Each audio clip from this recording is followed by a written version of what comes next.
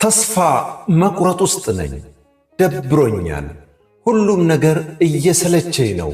ከመሬት ተነስቼ ስነጫነጭ ወይ ሳለቅስ ራሴን አገኘዋለሁ።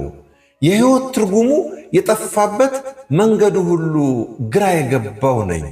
አሁን እንኳን የሚሄድበትን አላቅም።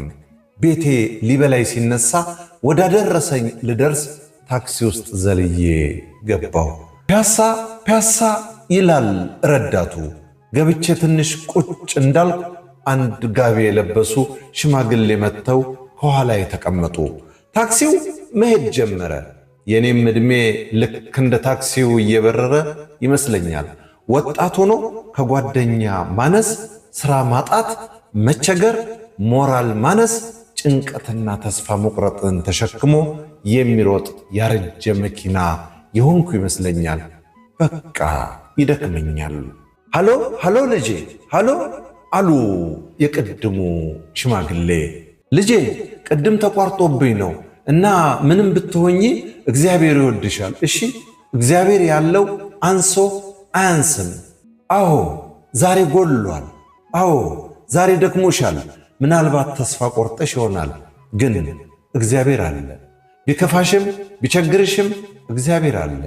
ዛሬሽን አይተሽ አትበሳጪ። ነገሽን የሚያውቅ እግዚአብሔርን ተስፋ አድርጊው። ሲደክምሽ ቤተ መቅደሱ መቃል ላይ ደገፍ በይ። እሱ ትከሻ ላይ ያረፈኮ አይወድቅም። አይዞሽ ልጄ እግዚአብሔር ያውቃል ማለትን የመሰለ እውቀት የለም። በይ ደህና ሁኚ ልጄ ብለው ዝም አሉ። ፒያሳ እስክንደርስ ቸኩዬ ነበር። ልክ ከታክሲ እንደወረዱ ተከትያቸው አባባ የሚመክሩት ማንን ነበር? ግን እውነት እግዚአብሔር አለ አልኳቸው። አይ ልጄ ግን አሁን አንተ አለህ ብለው ጠየቁኝ። ወዲያው አዎ አልኳቸው። እናንተ ተፈጣሪው ኖርክ፣ ፈጣሪ እንዴት የለም ብለህ ታስባለህ? ለማንኛውም በስልክ ስመክር የነበረው አንተን ነው። ምን? እኔን ደሞ የት ያቆኛል አባባ? ኧረ ካለ ዛሬም አላየውህ።